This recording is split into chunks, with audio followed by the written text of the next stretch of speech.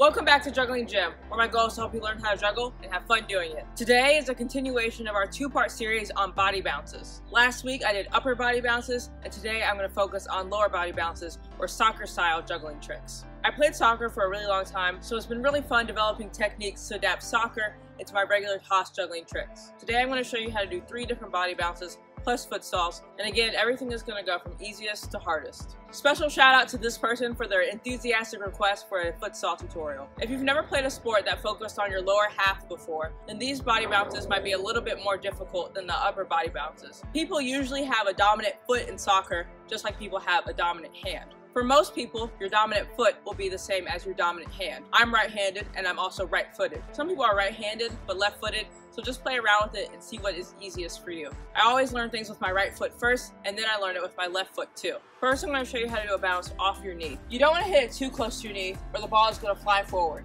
Instead, you want to hit it a little bit behind your knee, right about here. If you move your knee straight up, then it's going to stay on the same side. Personally, I like the ball to go to the other side so that the normal pattern of the cascade stays the same. Tilt your leg slightly so that the ball moves in a diagonal path. If you accidentally hit it straight up, just go with it and pretend like that's what you meant to do all along. Like the previous video, I'll show you how to do each trick with 1 and 3 balls. The next body bounce is off the arch of your foot. You want to kick the ball off the middle of your foot where there's a slight curve. It's right where the stripes are on my shoes. You're going to bring your foot up to this position. It requires a lot of hip flexibility, so if you have hip issues, this might not be the best one for you to do. Make sure to keep your ankle locked or flexed so that the ball has a stable platform to bounce off of.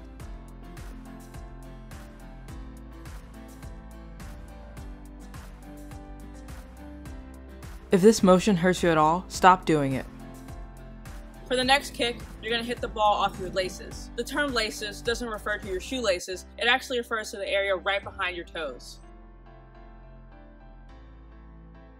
Don't kick the ball with your toes. For one thing, that's going to hurt, and also it's just going to give you less control over the kick. Again, you want to keep your ankle flexed. You want to flex your ankle right as the ball is coming towards it. That's what gives the kick its momentum. It's a lot harder to get this kick to go to the other side. If you want to get it to the other side, just tilt your foot slightly, like before with the knee bounce.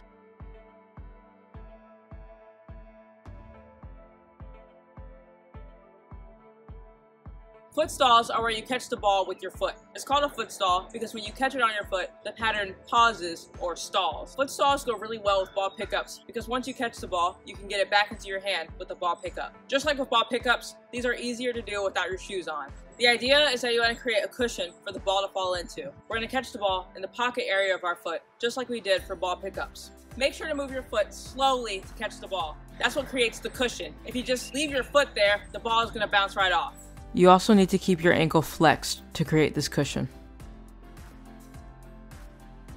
Foot stalls are really hard to learn, so don't be discouraged if you're having trouble with this trick. The main problem I had was not moving my foot slowly enough. Another problem I had was just sticking my foot out before the ball actually got there. You want to time it so that as the ball is coming down, that's when your foot starts moving. Don't throw the ball too high when you do the foot stall. This gives the ball extra momentum, which makes it harder to catch. The best advice I can give you is to keep working on foot stalls until you can do it once. And when you do it once, there's going to be some foot position, some quad position that you use to get the ball to slowly go to the ground. And just try to think about what you did and recreate that on the next time. This is also the strategy I used to learn it on my left foot after I already learned it on my right foot. If you made it all the way to the end of the video, thank you. And also, you might as well just hit that subscribe button. I make a new juggling video every Sunday. If you're already subscribed to the channel, thanks for being a part of the juggling community. Keep juggling and have fun. It also looks really cool if you combine upper body bounces with lower body bounces.